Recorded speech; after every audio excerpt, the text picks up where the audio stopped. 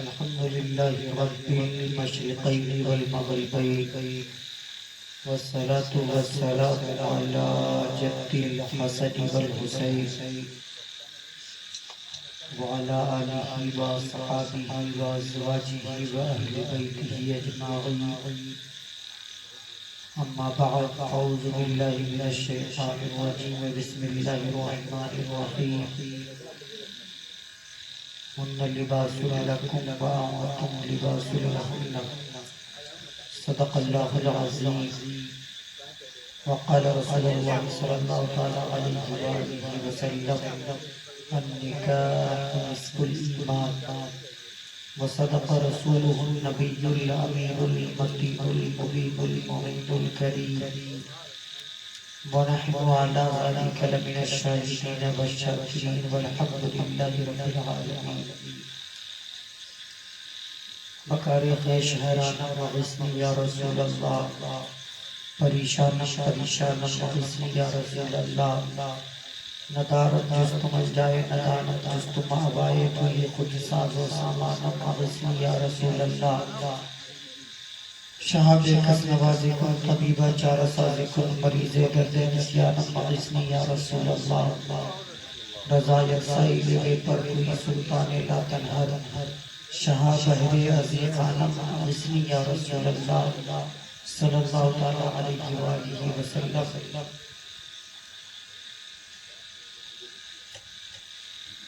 یا نبی یاد تیری دل سے میرے کیوں جائے،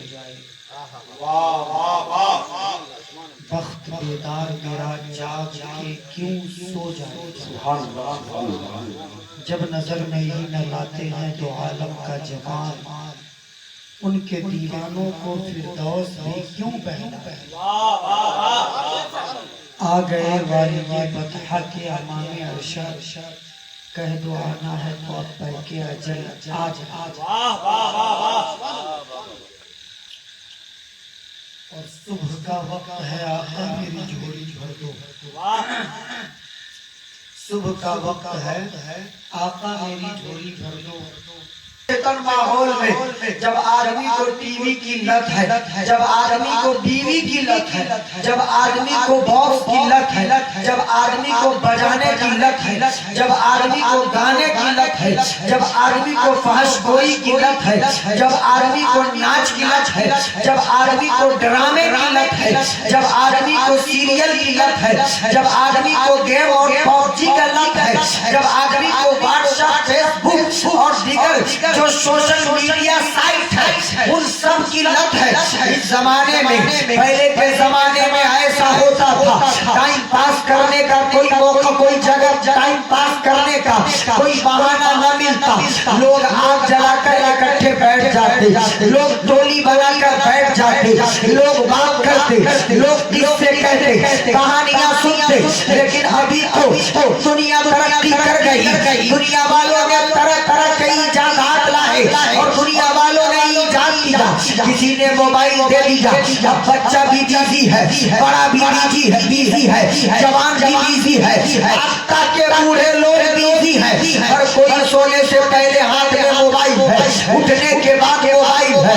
اس پرفتن دور میں جب آدمی کو نماز پڑھنے کا ٹائم نہیں ملتا ہو، اس پرفتن دور میں جب آدمی کو روزہ رکھنے کی فرصت نہ مل رہی ہو، اس پرفتن دور میں جب آدمی زکات دینے میں کترا رہا ہو، اس پرفتن دور میں جب آدمی علماء کو دیکھ کر راستہ بدل رہا ہو، اس پرفتن دور میں آدمی دین سے دور ہو رہا ہو، اس پرفتن دور میں اگر نبی کے عاشقین نبی کی مجلس میں بیٹھ کر اپنی دیوانگی کا ثبوت دیتے ہیں اور ذکر مصطفیٰ سنتے ہیں، نام سنتے، منقبت سنتے، تقریریں سنتے، سبحان اللہ کہتے، ماشاء اللہ کہتے، الحمدللہ کہتے، تو میری نظر میں یہ کوئی چھوٹا کام نہیں بلکہ یہ بہت بڑا کام کر رہے ہیں. یہ بہت بڑی بات ہے. اور آپ ایسا طریقہ شکار نہیں ہوئیے گا کہ آبادی کو 100 گھر کی ہے، آبادی کو 60 گھر کی ہے، تعداد تو ہزاروں کی ہے، لیکن ہم 15 بچے ہیں، 75 سو رہے ہیں، ہم 15 بچے ہیں، 100 لوگ آرام کر رہے ہیں، ہم 15 بچے ہیں، باقی لوگ اپنے گھروں کو گئے، ہم بچوں کو چھوڑ کر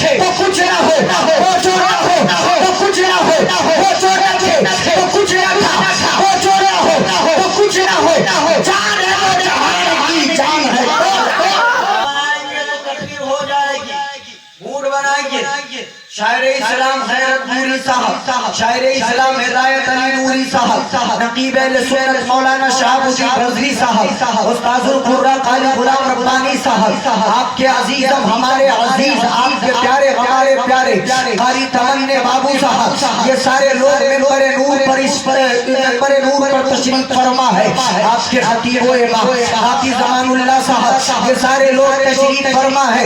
ابھی میں بول کے رول کا بیچ میں اس وقفے کے درمیان ابھی 5 منٹ تو آپ کو آزما رہا تھا، تقریر اب شروع ہونے کو ہے۔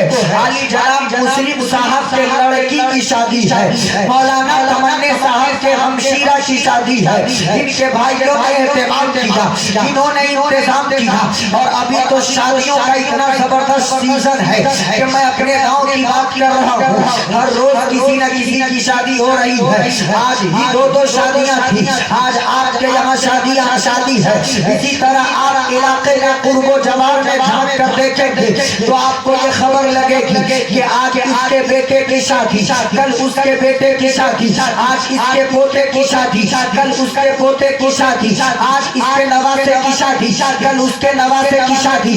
ہر روز شادیوں کا ماحول ہے، ہر روز شادیاں ہو رہی ہے، اور شادیاں صرف ہمارے یہاں نہیں بلکہ پڑوس میں ہندو بھائی رہتے ہیں، ان کے یہاں بھی شادیاں ہو رہی ہے، عیسائیوں کے یہاں بھی شادیاں ہو رہی ہے، مجوسیوں کے یہاں بھی شادیاں ہو رہی ہے، نصرانیوں کے یہاں بھی شادیاں ہو رہی ہے، یہودیوں کے یہاں بھی شادیاں ہو رہی ہے، بلکہ جو کسی مذہب اور دھرم کو نہیں مانتے ان کے یہاں بھی شادیاں ہو رہی ہے۔ شادیوں سے کسی کو پرہیز نہیں ہے، ہر ایک کے یہاں شادی ہے، ہر ایک کے محلے میں شادی ہے، ہر ایک کے بستی میں شادی ہوتی ہے، ہر ایک کے قبیلے میں شادیوں کا رواج قائم ہے۔ شادیاں ہر جگہ، اگرچہ دین الگ ہے، اگرچہ طریقہ الگ ہے، اگرچہ کتابیں الگ ہے، اگرچہ قانون الگ ہے، اگرچہ کلچر الگ ہے، اگرچہ ماحول الگ ہے، اگرچہ سوسائٹی الگ ہے، اگرچہ رہن سہن کا طریقہ الگ ہے، لیکن شادی ہر سماج میں، شادی ہر علاقے میں، شادی ہر سماج میں۔ لیکن مسلمانوں قربان جاؤ اپنے نبی پر، تمہارے نبی کا تم پر کتنا بڑا احسان ہے۔ شادیاں سب کے گھر میں ہے، شادیاں سب کے سماج میں ہے، شادیاں سب کے محلے میں ہے، لیکن ہماری شادیوں میں اوروں کی شادیوں میں ایک بنیادی فرق ہے۔ آپ کہو کہ مولانا کیسی بات کر رہے ہو؟ ہمارے طرف بھی بیٹی ہوتی ہے، ان کے طرف بھی بیٹیاں ہوتی ہے، ہمارے طرف بھی بیٹا دولہا ہوتا ہے، ان کی طرف بھی بیٹا دولہا ہوتا ہے، ہمارے طرف بھی باپ سمجھی ہوتا ہے، ان کی طرف بھی باپ سمجھی ہوتا ہے، ہمارے طرف بھی بیٹی دلہن ہوتی ہے، ان کی طرف بھی بیٹی دلہن ہوتی ہے، ہمارے طرف بھی شادی کرانے کے لیے مولانا تشریف لاتے ہیں، ان کی طرف ان کا مذہبی پیشوا آتا ہے۔ یہ بنیادی فرق کیسے ہو گیا؟ کچھ رسومات کی فرق ہو سکتے ہیں، بنیادی فرق نہیں ہو سکتا۔ میں کہوں گا سجاد رضوی کہہ رہا ہے ہاں بنیادی فرق ہے۔ آپ کہو کہ مولانا وہ کیسے؟ تو سنیے، اوروں کے یہاں بھی شادی ہے، ہمارے یہاں بھی شادی ہے، اوروں کے گھروں کی شادیوں میں اور ہمارے یہاں کی شادیوں میں ایک بنیادی فرق ہے، اور وہ فرق یہ ہے کہ اوروں کے یہاں شادی سماجی رواج ہے، اوروں کے یہاں شادی انسانی ضرورت ہے، اوروں کے یہاں شادی سماجی کار ہے، اوروں کے یہاں شادی خاندان بڑھانے کا ذریعہ ہے، اوروں کے یہاں شادی اس کی نسل چلانے کا ذریعہ ہے۔ لیکن اسلام میں ایسا نہیں ہے، اوروں کے یہاں شادی رواج ہے، کام ہے، لیکن ہمارے یہاں شادی رواج نہیں بلکہ عبادت ہے، ہمارے مصطفیٰ کی سنت ہے، اللہ کی خوشنودی کا ذریعہ ہے، قربت خداوندی حاصل کرنے کا ذریعہ ہے، برائیوں سے بچنے کا ذریعہ ہے، نیکیوں کے قریب جانے کا ذریعہ ہے۔ اوروں کے یہاں شادی کام ہے، ہمارے یہاں شادیاں عبادت ہے۔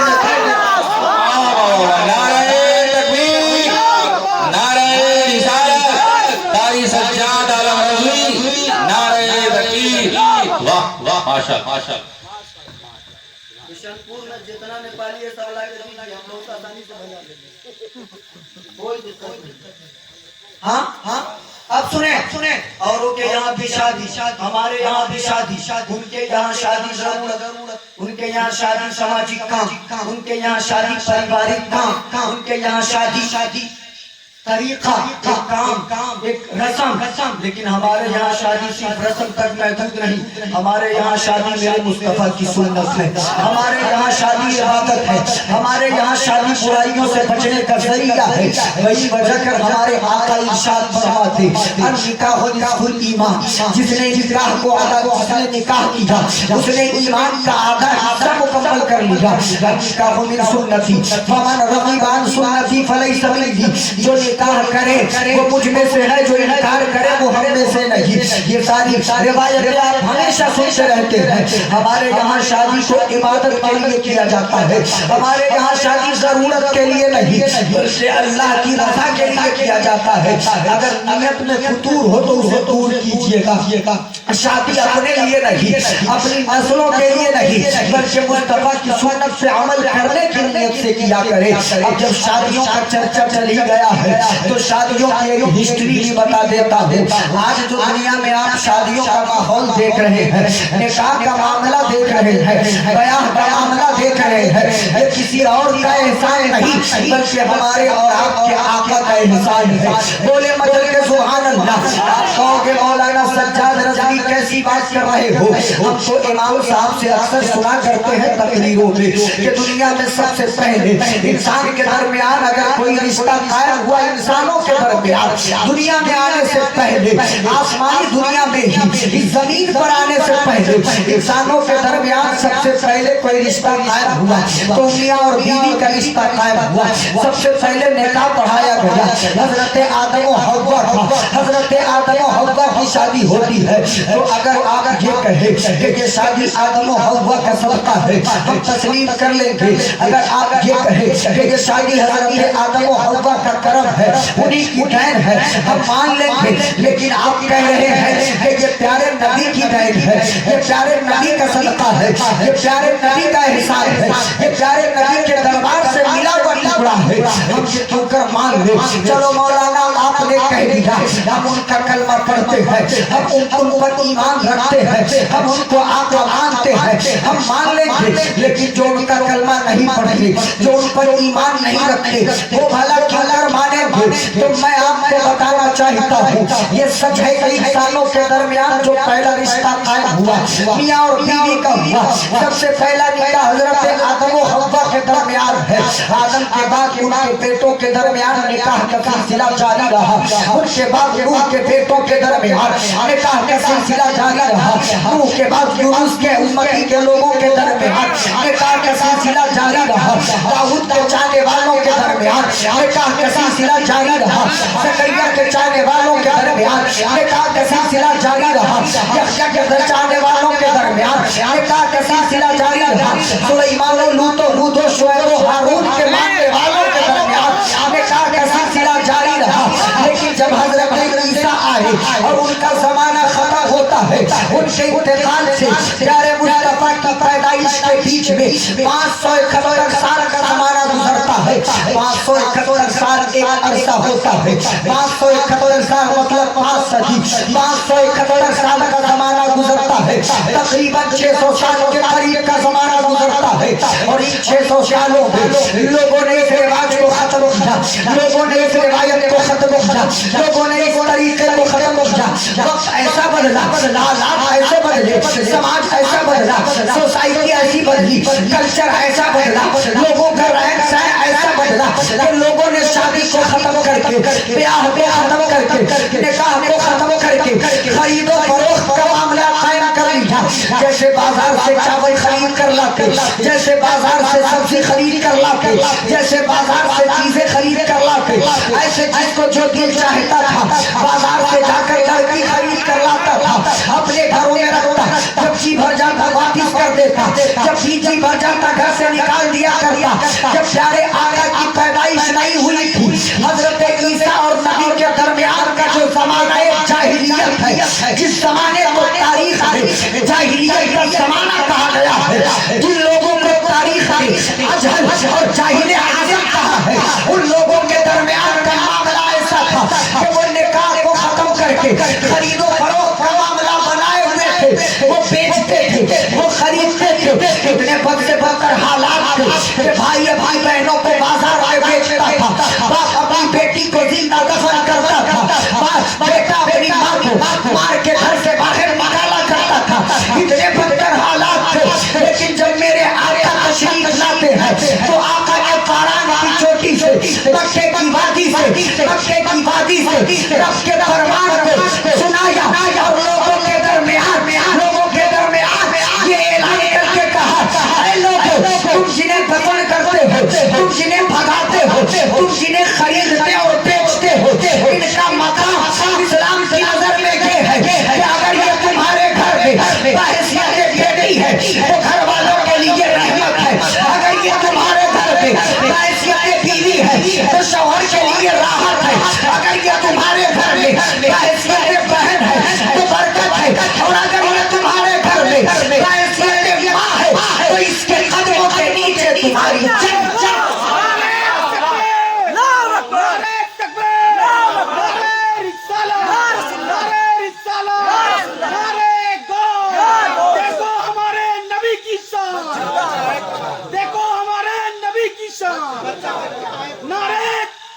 لاجواب بیان بھائی، لاجواب ماشاءاللہ۔ میرے آقا نے وہ مقام عطا کیے، یہ بیٹیاں عظیم ہیں، انہیں بیچو نہیں، انہیں فروخت نہ کرو، ان کا مقام یہ ہے کہ یہ رحمت بھی ہے، یہ برکت بھی ہے، یہ راحت بھی ہے، اور انہی کے قدموں کے نیچے جنت بھی ہے۔ اور ذرا ایک نقطہ میرے ذہن میں ایسے سن لیں، جنت اس کے قدموں کے نیچے ماں کے قدموں کے نیچے۔ اب ذرا غور کریا، اللہ کے نبی نے یہ نہیں کہا ماں نمازی ہو تو اس کے قدموں کے نیچے جنت، ماں پرہیزگار ہو تو اس کے قدموں کے نیچے جنت، ماں نیکوکار ہو تو اس کے قدموں کے نیچے جنت، ماں گناہوں سے ناظم ہو کر ہمیشہ گریہ وزاری میں مبتلا رہے اس کے قدموں کے نیچے جنت۔ میں نے بھی عالم تصور میں اپنے پروردگار سے، رب ذوالجلال سے، رب ذوالجلال کے محبوب آقا دو عالم صلی اللہ علیہ وسلم سے ارشاد سے پوچھا، یا رسول اللہ صلی اللہ علیہ وسلم بتا کہتا قومی یا رسول اللہ صلی اللہ علیہ وسلم، اے میرے آقا خالق جنت مولا قدیر ہے، مالک جنت آپ ہے، خالق جنت اللہ رب العزت ہے، جنت کے مالک آپ ہیں، آپ جہاں چاہتے وہاں جنت کو رکھ دیتے، آپ اپنے قدموں میں رکھ لیتے، آپ اگر ماؤں کے قدموں میں رکھنا تھا تو اپنی ماں کے قدم کے نیچے رکھ دیتے، ان سے بہتر دنیا میں کسی کی ماں نہیں ہے۔ اگر کسی عورت کے قدم کے نیچے رکھنا تھا تو فاطمہ الزہرا کے قدموں کے نیچے رکھ دیتے، حسنین کریمین کی ماں سے بہتر دنیا میں کسی کی ماں نہیں ہے۔ یا رسول اللہ جس نے اسلام پر عورتوں میں سب سے زیادہ احسان کیا اس خدیجہ الکبریٰ کے قدموں کے نیچے رکھ دیتے۔ یا رسول اللہ جس نے جان ساری کر کے احد میں تاریخ رقم کی اس ام عمارہ کے قدموں میں رکھ دیتے۔ یا رسول اللہ جویریہ کے قدموں کے نیچے رکھ دیتے۔ یا رسول اللہ زینب بنت جحش کے قدموں کے نیچے رکھ دیتے۔ یا رسول اللہ عائشہ صدیقہ کے قدموں کے نیچے رکھ دیتے۔ یا رسول اللہ یہ ہر ماں کے نیچے قدموں کے نیچے کیوں رکھا؟ جبکہ جنت جتنا اعلیٰ ہے کہ نمازی کی خواہش مجھے ملے، غازی کی خواہش مجھے ملے، شہید کی خواہش مجھے ملے، ایمان والوں کی خواہش مجھے ملے، اور جو نیکوکار ہے ان کی بھی خواہش، جو بدکار ہے ان کی بھی خواہش مجھے ملے۔ اور کمال کی بات یہ ہے نا کہ جو ایمان والے مسلمان ہیں ان کی بھی خواہش، اور جو مسلمان نہیں ہے وہ بھی سورگ کے ذریعے اسی جنت کی خواہش کر رہے ہیں، اسی کی تمنا کر رہے ہیں جس کو ہر کوئی ڈھونڈے، اسے اتنی آسان جگہ پہ رکھنے کے پیچھے کیا وجہ ہے؟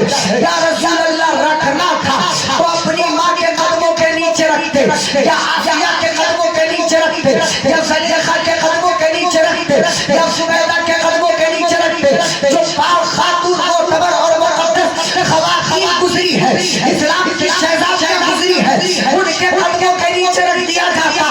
ہر ماں کے قدم کے نیچے رکھنے کا کیا مطلب؟ بلکہ ہم نے تو ایسا بھی دیکھا ہے کہ کتنی مائیں نمازی ہوتی ہے، کتنی ماؤں کو کلمہ تک یاد نہیں ہوتا، کتنی ماؤں کو درود یاد نہیں ہوتا، کتنی ماؤں کو نماز کا طریقہ پتہ نہیں ہوتا، کتنی ماؤں کو اسلام کا طور طریقہ صحیح سے پتہ نہیں ہوتا۔ تو پھر ہر ایک ماں کے قدموں کے نیچے جنت رکھنے کا کیا مطلب؟ جواب آیا سجاد رکھ دی، جنت ڈالنا تو اصل میں ایک بہانہ تھا، اصل میں دنیا والوں کو ان کے ماں کا مقام دکھانا تھا، اصل میں بیٹوں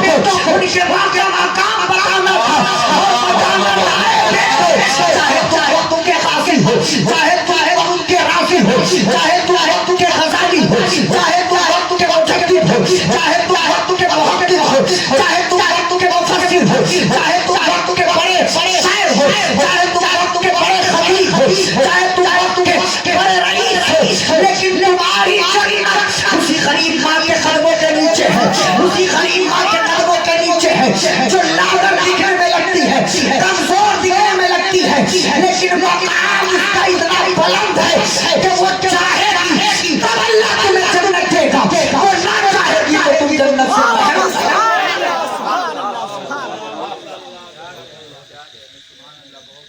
ہر ایک ماں کے قدموں کے نیچے سے کمال کی بات ہے نا۔ جنت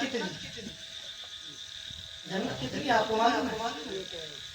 ہاں کتنا کرتے ہی جنت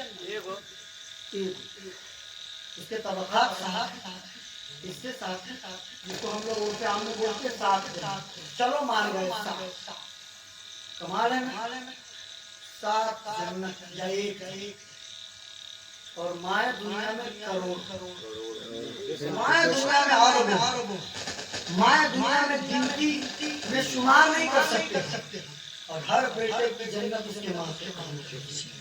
بولیں سبحان اللہ۔ اب آپ کو مولانا یہ ممکن کیسے ہے؟